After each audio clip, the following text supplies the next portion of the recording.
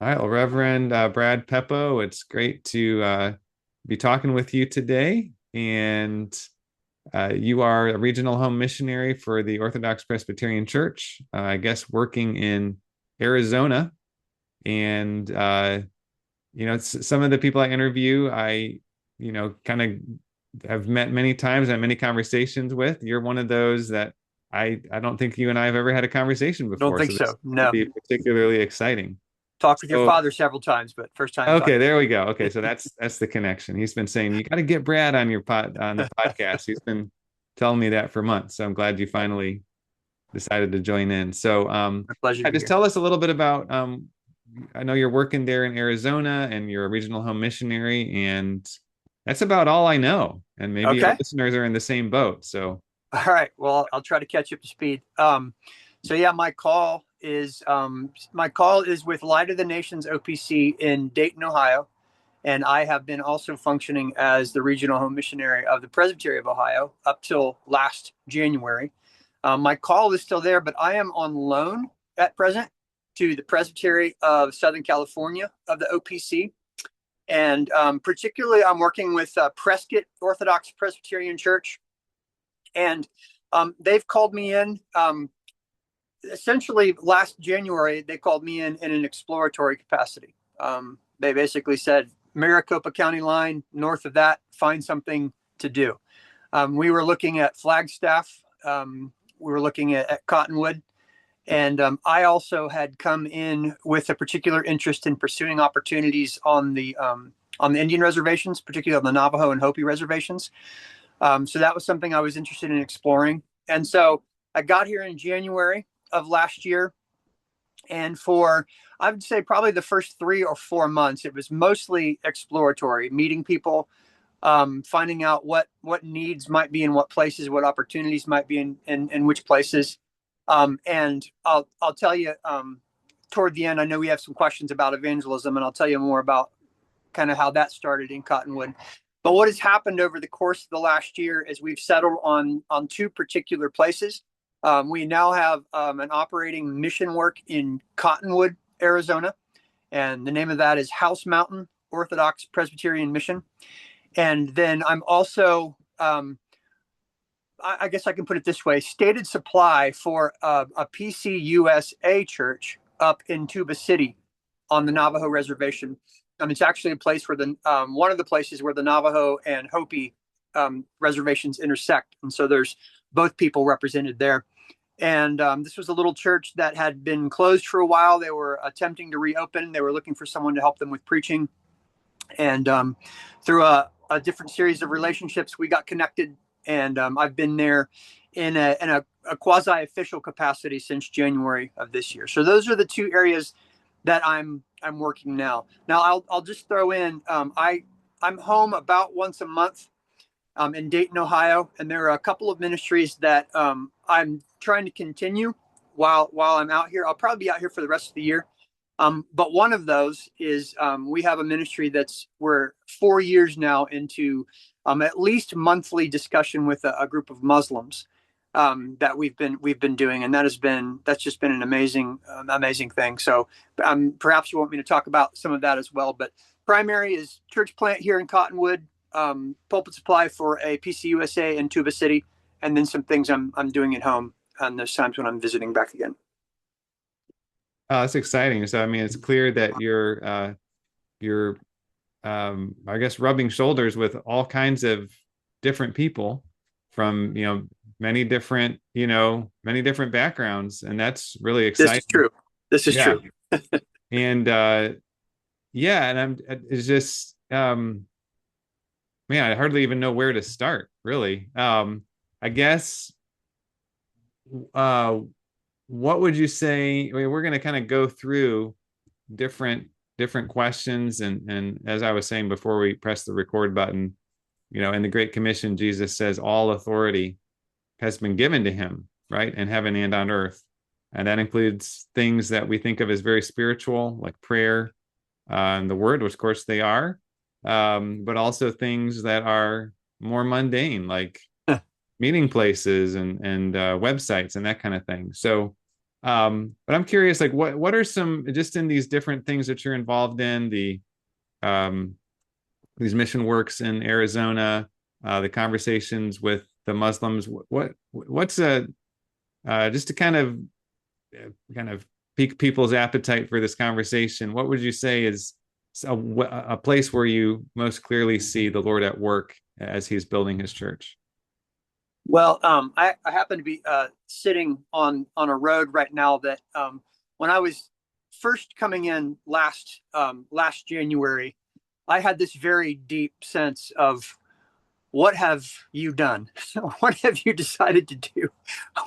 What do you think you're doing?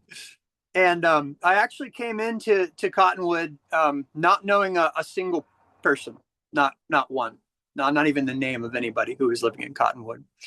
And that was part of the excitement of the invitation, was I wanted to kind of try my hand at that. But when I got here, it was very overwhelming. Now you talk about mundane means of connecting with people.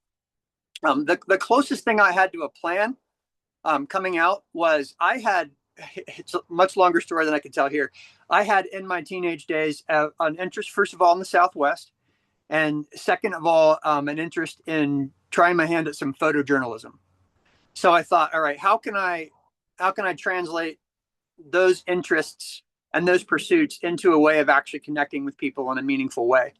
So when I first got here, I had a blog set up. It's still running. It's not been as active lately because of some developments that have come about as a result of that. But I had this blog where I was coming in and I was researching different either natural phenomena or this is a place that's really rich with indigenous ruins. And so I was pursuing some of that, connecting with the archaeology community here also. But then I would introduce myself to people. I'd be in a coffee shop working on a story, and I would tell people that I was meeting. Yeah, I've been invited here by a church, and one of the ways that I'm kind of exploring the landscape here is through this blog project. And I would say one of the things I'm doing in this blog project is actually interviewing people, trying to get to know people in the area and asking questions, deeper questions about sort of their underlying philosophical religious views of things like nature and humanity and human purpose and human future and all those sorts of things. And it was the very next day after I got here and was experiencing that that kind of green, walking the green mile, like what are you doing, that God just brought me exactly to the right person who said, that sounds like a fascinating project. I would love to do an interview. And I had my first one the very first morning I was here. And that really just showed me how it could work. And it felt very natural. It felt very comfortable. It was a way of asking, questions of a complete stranger that were really getting in kind of to the basement of their worldview, and sometimes into some very personal views that they had about things. And so that was definitely an answer to prayer, that God just led me to the right person to kind of get that project kicked off. And I continued that in earnest for about probably the next 4 to 5 months. Have you can you direct your listeners to it. It's Lands of the Living. The S is important. LandsoftheLiving.com, and you can see some of the interviews that I've done there, and you can see some of the variety of people that I've been able to interact with on that. So that was just again one clear way that God was opening doors and giving me a comfortability that I certainly lacked in and of myself as I arrived here, and it definitely bore fruit as far as gospel conversations that I was able to have with complete strangers, where I wouldn't have been able to, or wouldn't have known how to otherwise.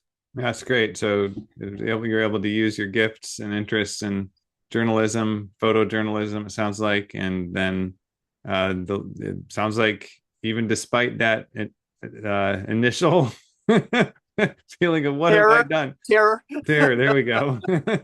Right. The Lord has started connecting you with people right away. So that's great. Yeah. And some of those connections have continued regularly. Yeah. The very first person I interviewed, I was just with her and her husband in a coffee shop just yesterday. Yeah. And so that's been good as well. Yeah. So, oftentimes when I'm having these conversations, it's more so exploring kind of the work of an established church. This is a little bit different. This is kind of something that is, um, well, it seems like you're working with churches in many different stages in a way, Yeah, but the that's true. common thread seems to be um, mission. The common thread seems to be making disciples Yes. among people that um, maybe many of us would feel very uncomfortable kind of even starting to cross those cultural lines or that sort of thing. So I'm curious, as you think back to maybe what's led you personally, but also maybe the churches that are kind of sending you out in this, how has the Lord used just the ordinary means of grace, number one, to kind of motivate you and motivate these churches to bring you in and kind of set you apart for this work. And then how is he using those means of grace to kind of sustain both you and also these local churches through some, sounds like it's got lots of challenging. I mean, you're talking about conversations with Muslims, conversations with indigenous peoples. I mean, these are not like it sounds like it's different from um, the Bible Belt, I Ah, guess, right? yeah. Well, the So other thing I should add is as part of what we're doing in Cottonwood, we have a twice a month meeting. We call it cross examiners. It's a number of how would they call themselves? Christian curious, or maybe even as close as Christian adjacent, but definitely not committed, and definitely with a lot of questions, and definitely with a lot of hard questions. We just had our meeting of that last night. So yeah, people like that as well. It's really been a rich experience out here. Lots of different kinds of folks. But your question about the ordinary means of grace is very timely. Even just this past Sunday night, as we're doing evening worship for our church plant in Cottonwood at House Mountain, and I had a rather lengthy scripture passage that I was reading as background for the sermon passage. And the week before, I'd had a lengthy one as well, and I'd kind of apologized and said, "All right, I'm gonna I cut this down a little bit so that you can get the main idea, but I don't want." And so I kind of last night or Sunday night said, "Hey, I shortened your passage last week, so I'm going to give you the full one tonight." And so it was all of Acts 10. It was 48 verses. It was the story of Cornelius. And one of the ladies came up to me afterwards, who's not a member of a church and hasn't been churched, and I would say is just now starting to call herself a professing Christian. She came up to me and she said, "I don't want you to apologize about the length of scripture readings anymore." She goes, "One of the things that I have loved about this church and that makes it different than all of the churches I have visited before is how much scripture reading there actually is." And so that was a great encouragement to me. I mean, I think a lot of times ministers are up there and they're like, "Oh, this is a long passage. This is going to be wearying to the people." But to know there are people who have not, I mean, are not even members of the church who are just drinking this in and saying, "No, this is what we've come for, is to hear the word of God read as one of those ordinary means of grace." So again, timely question, because I just had a very fresh example where that's been bearing fruit in one of Our Lady's lives. yeah, that's great. Why do you think that was so meaningful, I guess? I think in her experience in the past, there's been again, the services have had very minimal focus on the scripture. I've got to tell you, so this is a lady too that when we were in our Bible study stage, I had planned a 6-week study, which was supposed to be a general overview of the story of the scriptures, kind of a covenant themed trip through the entire Bible that tied it all together and showed common themes. And I remember when we got to about week 5, and I was saying, this is going to go a little longer than we planned, but she afterwards, she said, "Can we please keep doing this?"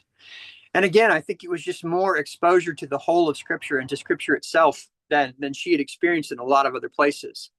And whereas in other places it was just snippets that were kind of thrown in as garnish to what everything else was said, it was evident to her that our particular group, this was the focal point. And even in our worship services now, there's a lot of scripture being read, a lot of scripture being prayed, a lot of scripture being preached, and I think she's recognizing the solidity and the fruitfulness, and just the helpfulness of that as opposed to her past experiences. Yeah, that's exciting. Um, and what about the other, means of grace? The prayer and the sacraments. What are you finding as far as how the Lord has used prayer and in this mission work, and as well as the sacraments? Yeah. So we actually, on our evening worship, have not begun administering the sacraments yet. That's probably coming in the next month or so. It's still been, for the first 2 months before the holidays, it was more just exploratory. Here's what our worship is generally like.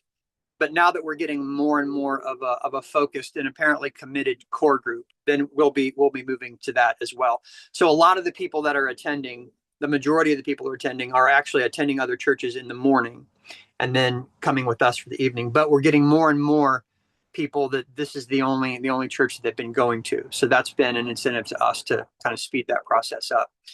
As far as prayer, I mean, yeah, I mean, we've been from the very beginning, praying that God would move, that God would bring the right people at the right time.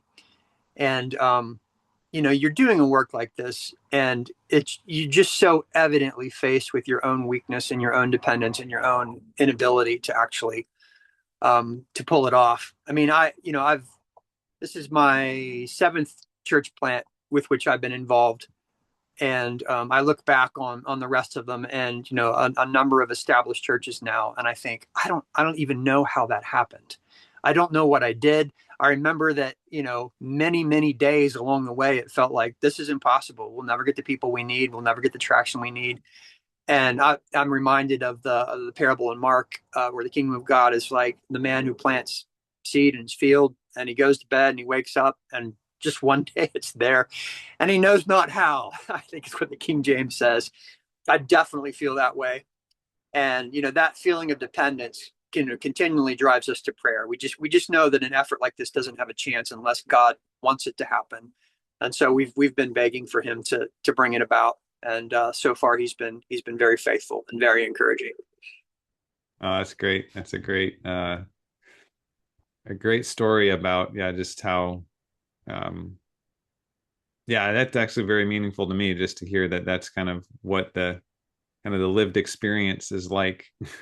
Right. Oftentimes is just, Yeah. I mean, Paul talks about that in 2 Corinthians, it seems like, in a particular way, doesn't he? About just how God's grace is sufficient in our weakness and so forth. So actually amplified by our weakness.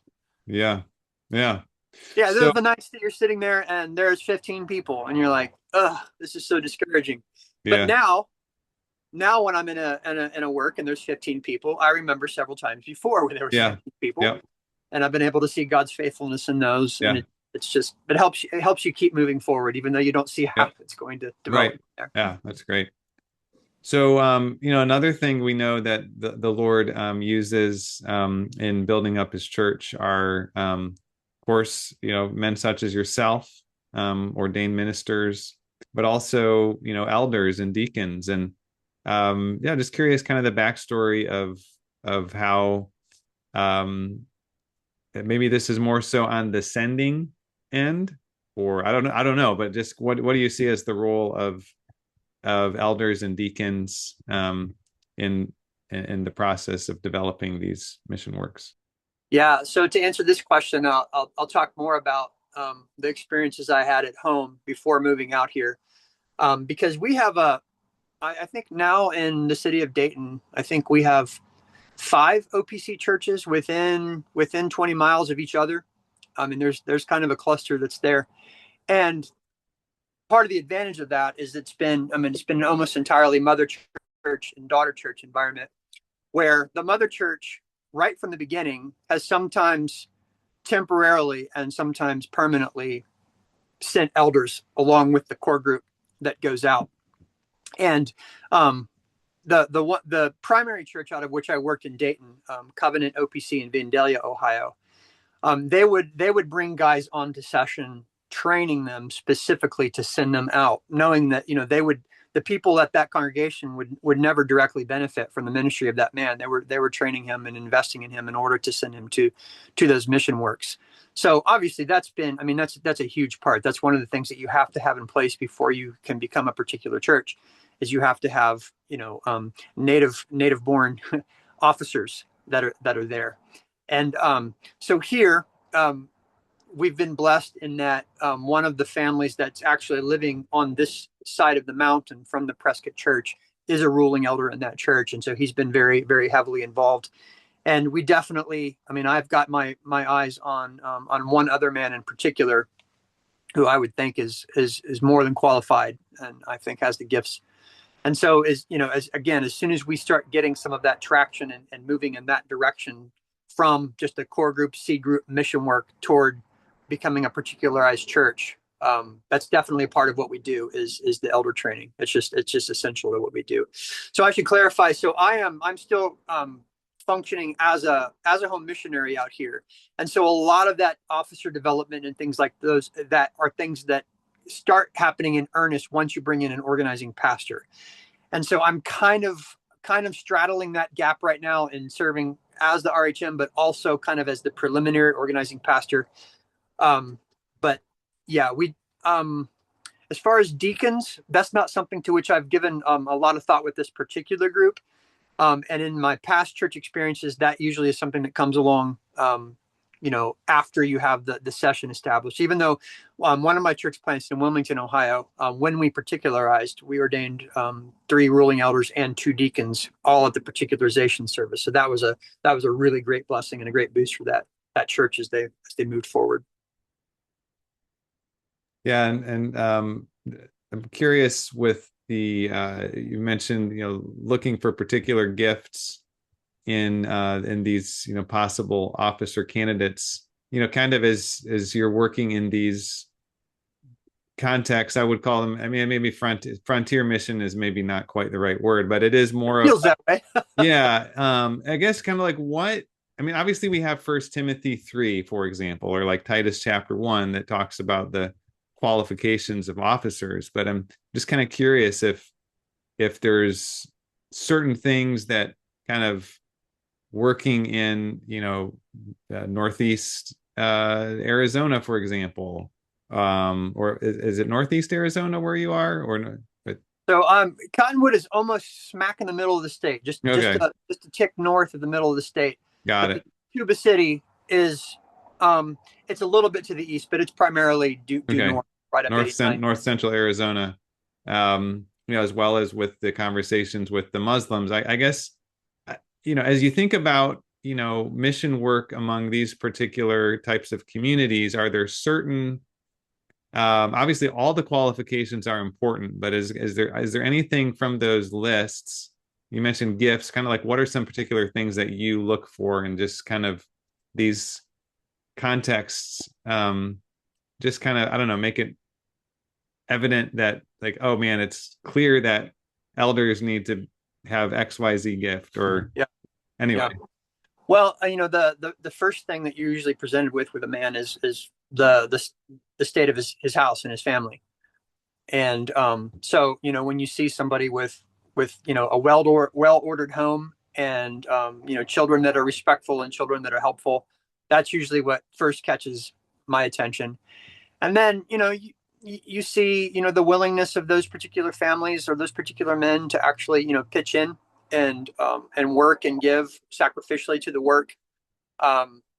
You get a chance to know them along the way, and are they a violent, pugnacious kind of man, or are they someone who is meek and and you find out sort of what their biblical knowledge is by the questions they're asking and the things that they're wanting to study. And so I'd say that the family is the first one that I notice. Now it's interesting. I've not really thought about this in connection with the other part of what I'm doing up here, but this will be the major obstacle and hurdle with establishing churches on the reservations, because it's a culture It's a culture that's suffering, and it's suffering particularly in the area of its men. There are times when I'll walk out of a Navajo congregation that I've preached at that's been all women, or all women and one men, and all of the husbands are in the parking lot in their pickup trucks waiting for the women to come out. So part of what I'm doing also in connection with what I'm doing on the reservation is um, working on a recruiting strategy. And one of the avenues that I have for that is I've been able to be a life coach at the Indigenous Bible College in Flagstaff, and that's one of my particular focused goals in that is running into young men who are either training for the ministry or thinking about the ministry. And in that context, especially, that those family qualifications and the household qualifications are going to be key, because we need men who are examples of that in all kinds of cultures and all kinds of contexts. But this is one in which it's just so critically important for these men to see. Oh, here's a guy that he's not effeminate, he's not irresponsible, and he really believes this Christianity stuff, and it's shaping the way he's living his life, and he has a wife, and he's keeping his children, he's taking care of them, and all those sorts of things. So again, I think up there, I mean, like you said, all of the qualifications are important, and none of them are dispensable. But up there, I think that's one that's going to have to shine most brightly, is the way that a man takes care of his family. Oh, that's very helpful. So, one of the things that is, most exciting about, church planting and mission work, to me, is given what, church I'm a part of today, um, uh, by God's grace, I've been a part of it since it was in the church plant stage. And that was, very exciting. Still exciting, but in a different way now that the church is more established. But one of the exciting things was just it was very evident, to me at least, how there were people kind of coming out of the woodwork that maybe hadn't been to church in a long time, or Yeah. so any kind of examples of things that you're seeing that I mean, you kind of alluded to some of them, but it just uh any examples of kind of changed lives or kind of testimonies in the making, or that sort of thing? Yeah. I know that can be kind of like sometimes a difficult topic to navigate, but Right. Yeah. No. So going back to kind of the mundane means, and then getting closer to the question that you asked. This is the first group that I've ever been a part of that our Facebook advertising actually netted just complete strangers who came in and have stayed. If you'd asked me in the past, like what actually works, I would say it's all about the relationships that the people in the group have with the people in the community. And I still think, obviously, that's the strongest thing. But it was one of them that just fascinated me. We have a woman who's, since our sort of public launch, I think she's missed maybe two evenings. But I found out that she found us. So House Mountain is the central geological feature of the Verde Valley. Verde Valley is Cottonwood and Sedona and Rim Rock and Camp Verde and all those. But right in the middle of it is this mountain called House Mountain. And I usually, with church plants, like to grab kind of a local theme for the name. And then especially when it dovetails really nicely into Isaiah 2, verse 2, which is about, in those days, the mountain of the house of the Lord will be lifted up above all the mountains, and the nations will stream to it. And so I chose that, talked with the people there, and they were like, yeah, this is great. And they were like, every other church in this place is called something Valley, so we need to not do that. So I was like, all right, we've got a mountain. This is good. But the one of the ladies who didn't know a single person there who's come in was actually researching House Mountain, the mountain itself. And our Facebook ad came up as she was researching that. And she, the first night she was there, she just told me, I don't know what it was, but there was just something about the way that you guys described what you were doing that caught my attention.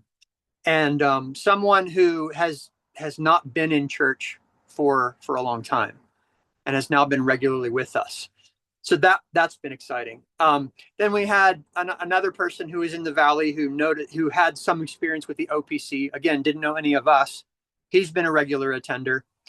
And then one that I've just been the happiest about is one of the first ladies that I met in connection with my archaeological research.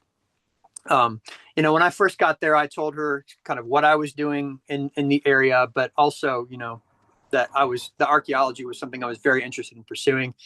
And she's a volunteer at one of the museums that I go to. And when we launched publicly, she had been telling me for a while, like, I'm going to check it out. I'm going to check it out. And she's a regular there now.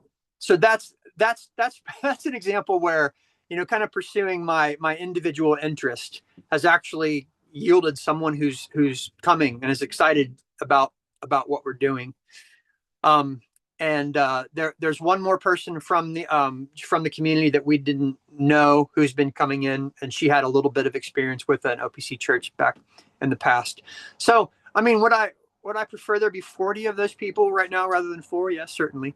But it's even just those 4 are encouraging to me. Like, okay, these relationships that we're forming, these paths that we're pursuing, this advertising and things that we're doing, which seems, very low impact, actually is yielding some fruit. And I think if we just stay the course, God will continue to provide and add people to our numbers.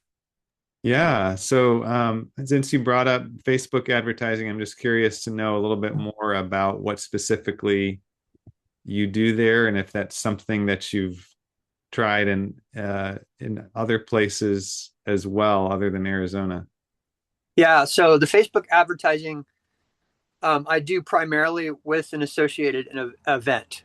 And so when we launched publicly, we had met for a couple of months just on our own to kind of work out the bugs in the service and get, make sure the location was everything and was good. But our launch on January 11th was something that I created as a Facebook event, and then I think I put a 30-mile radius on it.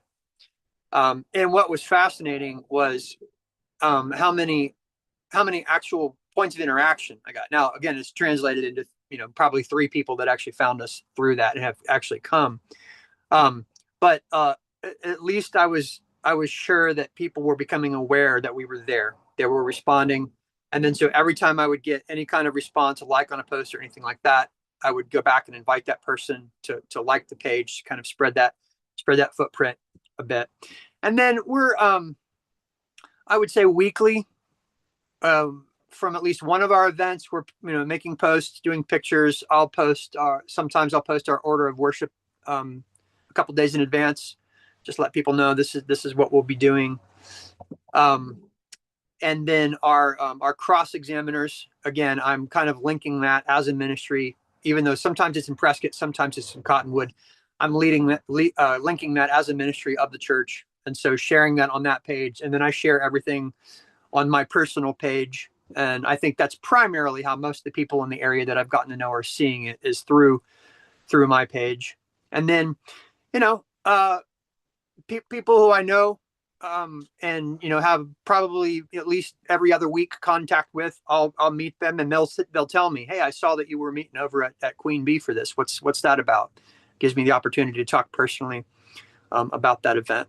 So I was even just thinking this week, it'd be nice to come up with another specific event, do another round of that, and just see what that yields, because last time it was fruitful. Yeah. And so these are paid ads, it sounds like. Yes. Yeah. Yeah. You can choose a certain amount of time and a certain radius. You can even kind of drill down demographically on age groups and gender and those sorts of things. But geography is the only thing that I've been using for that. Yeah. Yeah. That's when Five More Talents runs Facebook and Instagram ads for folks, then that's really the only thing we ever target is based off of geography. And have you done anything with video in those ads, or are they just? No, I haven't. Okay. I do have,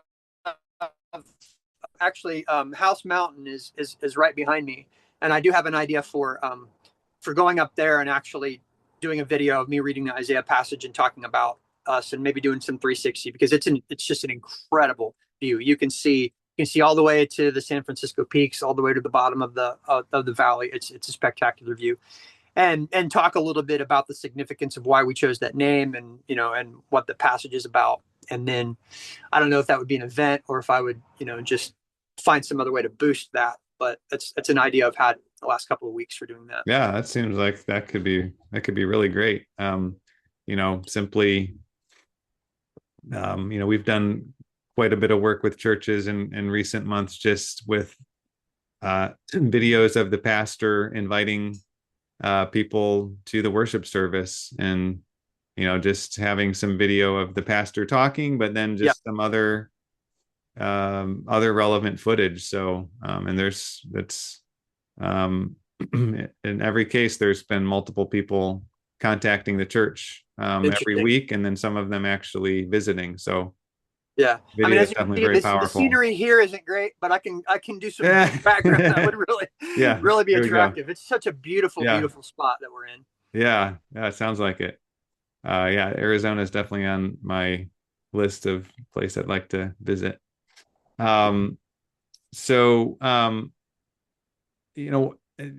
Shifting gears a little bit, one of the things we see, I mentioned the book of Acts, and one of the things that really is interesting to as I think about the book of Acts is just how there are interesting, there's interactions with the community, and there's all kinds of different, towns and cities that we read about, the Apostle Paul and his co-workers and so forth going into these cities.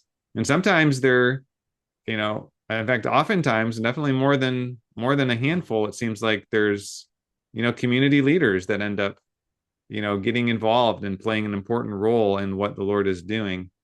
And so I'm curious kind of what you are finding and what you found there, and how that's part of, I guess, part of what you're intentionally doing, as well as how you see the Lord working through cultivating those kind of relationships with community leaders. Yeah. That's something that's not as high on my intentional list, but it has been happening. So for example, somebody that I just thought I was meeting in a coffee shop and starting the interview process with ended up being one of the county supervisors up in Coconino County. And so that launched a whole other series of conversations. My focus has shifted away from Flagstaff as kind of those two other poles have been developed. I'm still there sometimes, but I was even just thinking again this week about trying to follow up with that, because that was a very interesting relationship. I think we had a good relationship. Yeah, the other kind of closest I've come to that in Cottonwood is every time I go to a new place, the primary community that I engage on the front end is the pastoral community.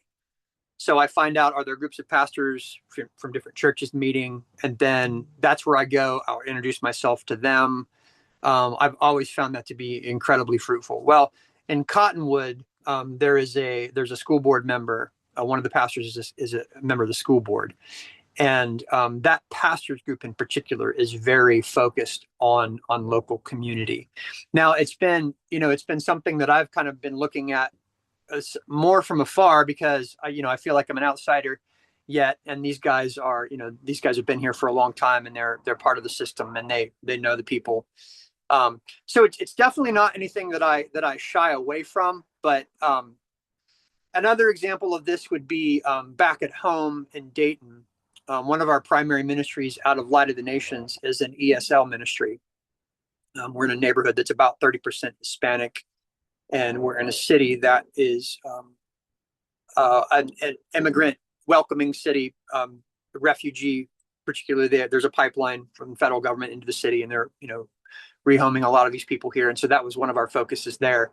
But in the course of doing that, we've had opportunity to interact with some of the city social services and to cooperate with them, and they've been sending people our way.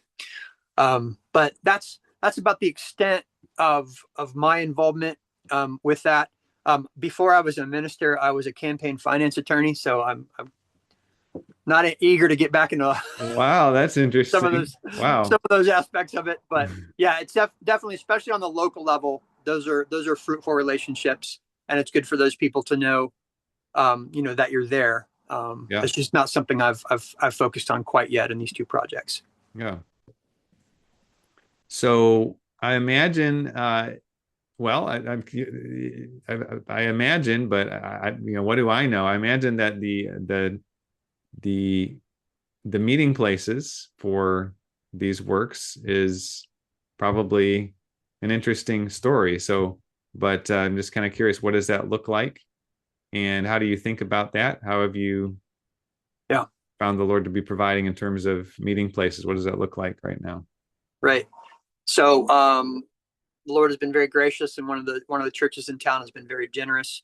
I'll first state my general philosophy on meeting places is, with church planning in particular, to do as much as possible in public. So our Bible studies, everything that we do, are in places where people can see that we're there having a Bible study, and that's been fruitful in the past. And I remember one time in Dayton, just having a lady that was a regular at the coffee shop say, "Are you doing a Bible study?" We're like, "Yeah." She's like, "Can I be part of it?" And I'm like, "That's why we're here." And so our very first Bible study meeting for the Cottonwood work here, it was in a coffee shop, um, and very very interesting, a Mormon-owned coffee shop, and I've got an ongoing relationship with the owner of that and some of the missionaries that he brings in. Um, but this is another reason that I find it so helpful to begin with the community of pastors. Is the way I frame it when I come in, because there's always the question. I was just looking through our church manual. We're working through it as a home group study with our crew. And one of the things they say on the front end is, you need to have an answer to the question, why a new church, why an OPC church in this area? So one of the things that I try to do when I initially meet that pastoral community is ask them, hey, we're exploring opportunities for gospel ministry in new places. This is one of them that's on our map. And I just want to ask you guys, as pastors in this community, do you think there's additional room for more gospel work here? And, it's kind of a trick question. I mean, no one would ever say, but they always are, enthusiastically, well, yeah, there is.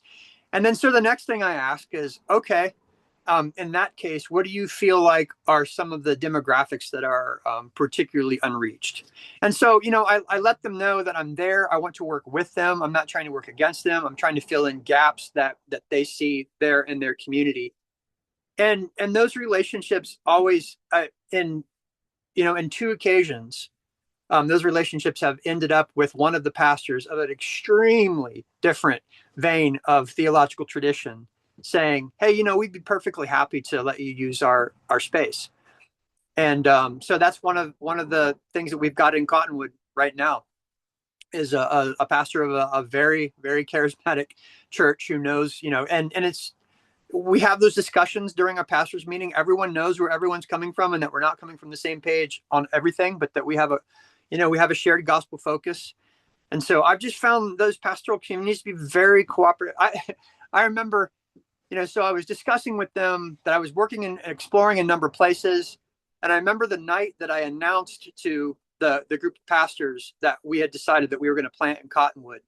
And they applauded. I mean, it wasn't just like, okay, we'll have room for you. They were enthusiastic.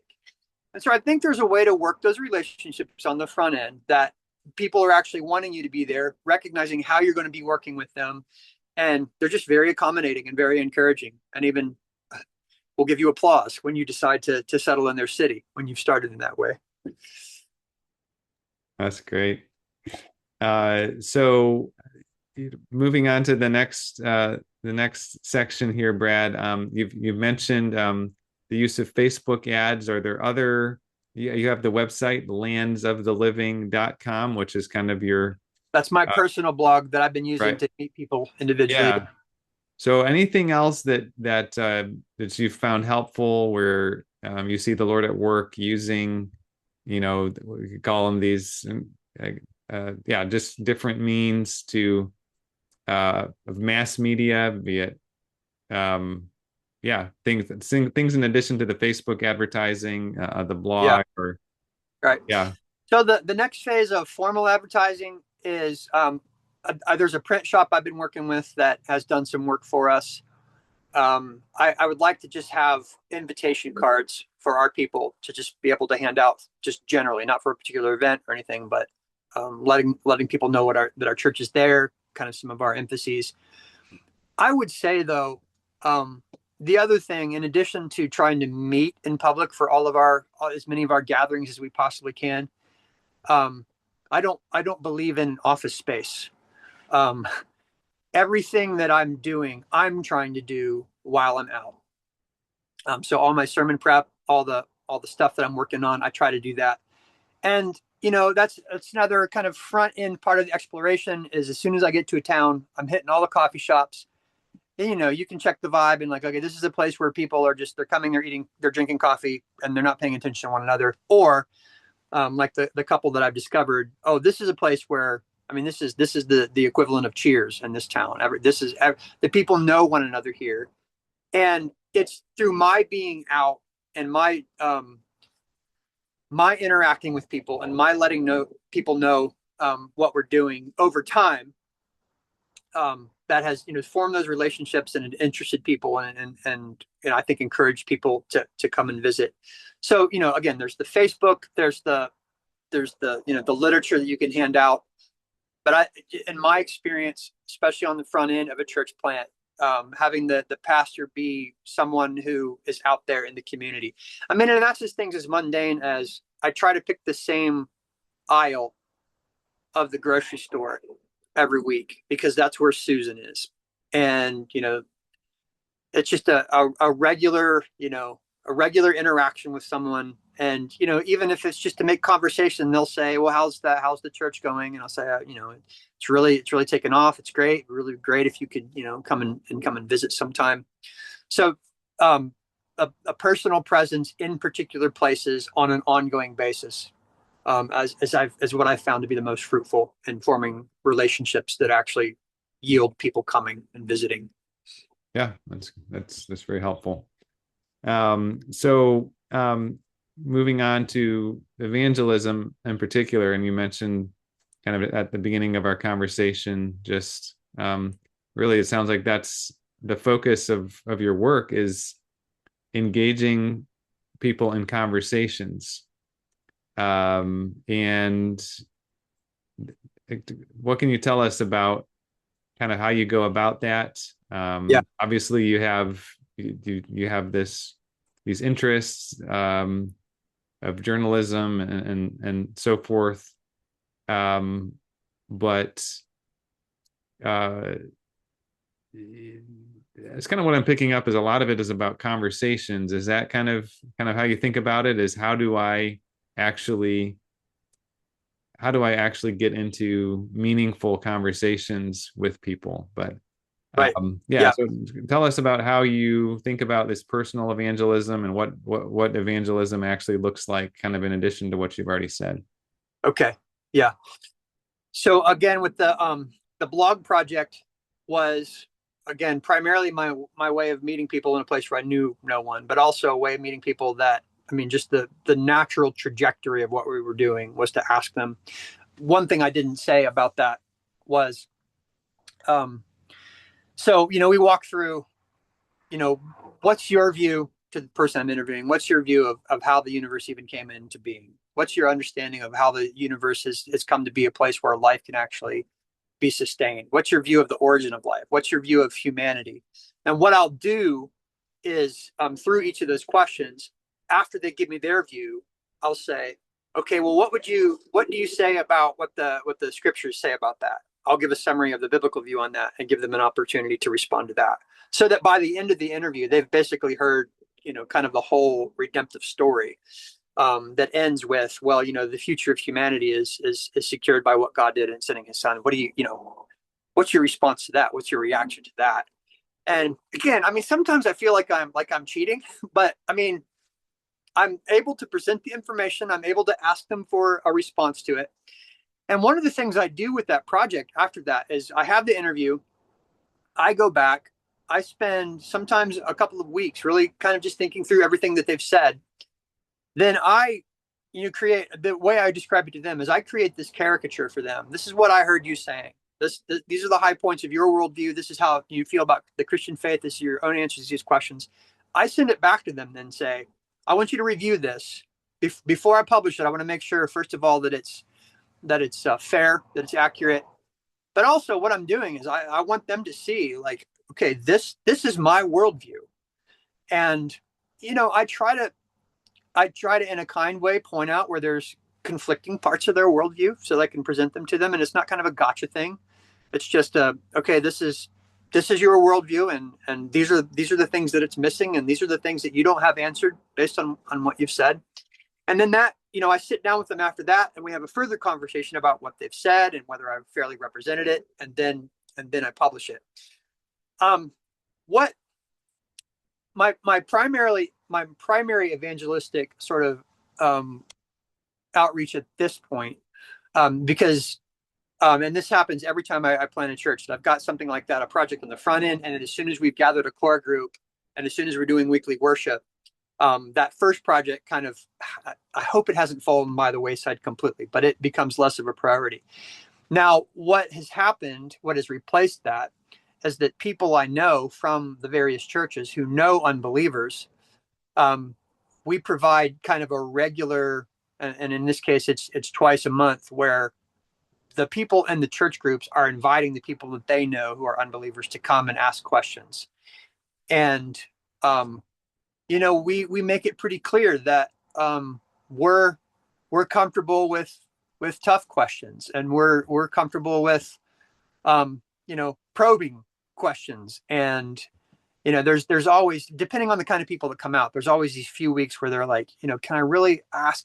Is this too pointed to ask? And the further on that it goes, the more they realize, no, these guys are okay with anything we ask. And so then, and this has happened in this case, and those unbelievers who know other unbelieving friends who are kind of in the same position, where maybe there's an interest, or maybe they consider themselves adjacent, or there's a lot with, I think, with the whole Jordan Peterson and even some of the Charlie Kirk stuff. There's a lot of renewed interest in the cultural value of Christianity.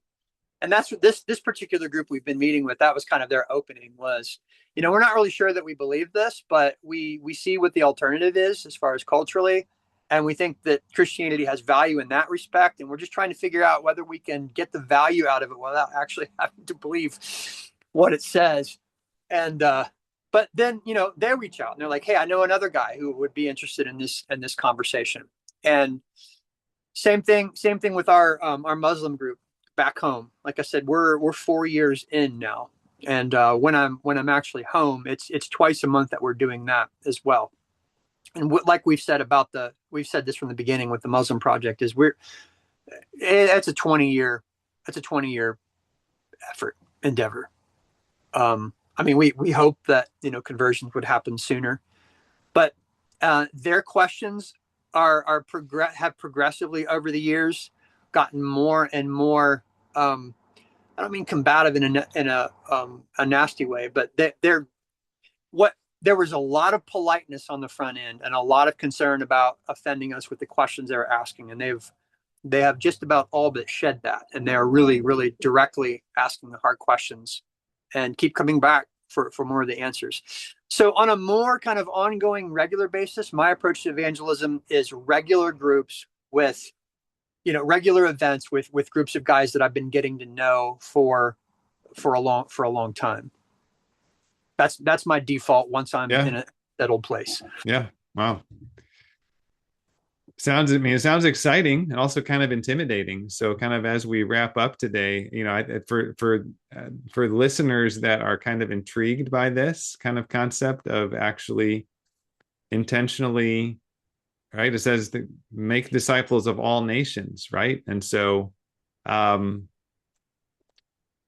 guess this is kind of my closing question for today, Brad, is for the listener that just as they hear about what the Lord is doing there in Arizona with this discussion group in Ohio, and they're just thinking to themselves, wow, I really am interested in in getting involved in something like that, or like taking the next step to that, but they literally are just completely starting, or feel like they're just totally starting from scratch. Yeah. But they really want to get into, because what I hear you is you're really getting into these really, really um, deep, deep conversations that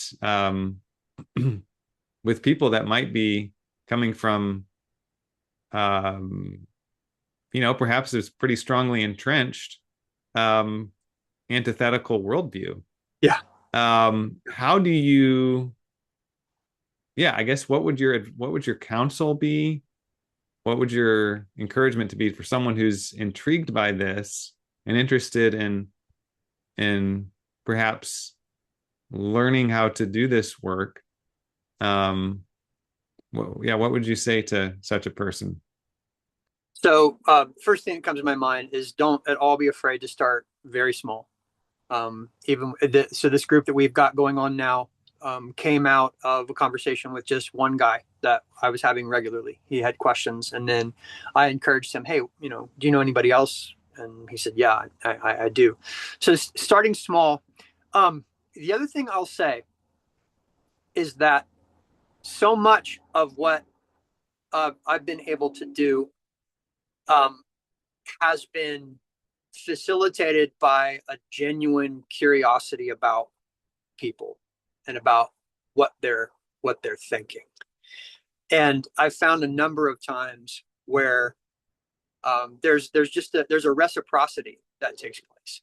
If you approach someone with an interest in understanding where they're coming from, and it's not just it's not just a front. It's not just a Trojan horse kind of thing. We're like, okay, now enough about you. Here's what I have to say.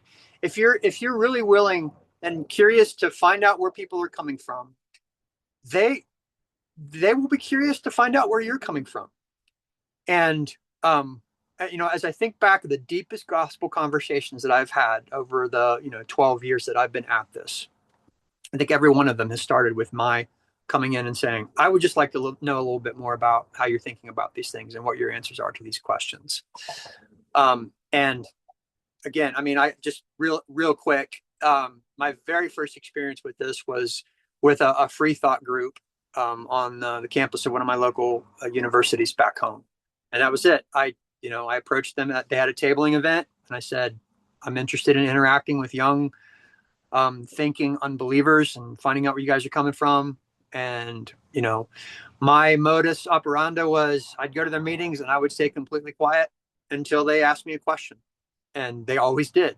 I always had the opportunity to tell them this is the Christian perspective on this. And that those relationships really developed into, again, a lot more intensive, a lot more kind of purposeful discussions over the months that I was doing that. So don't be afraid to start small. Lead with genuine curiosity and where people are coming from, and play the long game. Mm. A lot of evangelism approaches that I've seen, and I think they're great and I think they're necessary, are all counting on that whatever 15-minute interaction you can have with that person that you're never going to see again. But I think if there are ways you can find to be in regular contact with people, exhibit that curiosity, and don't plan on converting them in the first 3 meetings. Over time, God will use those conversations and bear fruit and bring other people into them. And I may have already said that was the last question, but I have to ask this now. And what is it about the character of the Lord that I guess gives us the freedom to be curious, or equips us to be curious about other people? Yeah. Does that make sense? Yeah, I think so. I mean, as soon as you started asking the question, I mean, just went back to the Great Commission, and making disciples of all nations, and baptizing them and teaching them to obey everything that Christ commanded. I mean, every nation and every subset of nations, I mean, they have their own character, they have their own reasons why they're still in the dark. And I think, engaging with them to find out where they're coming from is the first step in really feeling, okay, like, and understanding, great, here's the path. Here are the questions you're asking. Here are the things you don't have answers to. Here are the answers that the Christian faith provides to that. But that has to start with you figuring out where they're coming from. And again, I mean, there are obviously common conditions to all humanity. I mean, we're all fallen. We're all suppressing the truth and unrighteousness. But different groups of people do that in different ways and for different reasons. And I was just talking to my wife. I said, within 5 minutes the other day, I set up a meeting with a native group of pastors that I'm trying to pull together on the reservation, and then with my Muslim friends back home, because I'm coming home in 2 days. And they're very different people from one another, and they're very different, from the Mormons that I interact with, and they're very, very different from, kind of the materialist, naturalistic. Again, there are common themes. They're all human. They're all fallen, but that fallenness expresses itself in different ways, and the obstacles of the gospel are just different for each one of those people. And you don't know that until you get to know them first. Yeah, it kind of sounds like what I see Paul was doing as recorded in the book of Acts. When he was in Athens, he spent time just sort of getting the lay of the land. Yeah. And just kind of paying attention to like what were some of the specific characteristics of the Athenians, and right, so and then forth. played off their altars, played off their poets. Yeah. So, well, Brad, this has been fascinating and encouraging, and really appreciate you taking the time to have this discussion today. And I'm thankful for the opportunity. Thank you very much. Yeah, just pray that the Lord continues to bless you in this work there. Thank you so very much.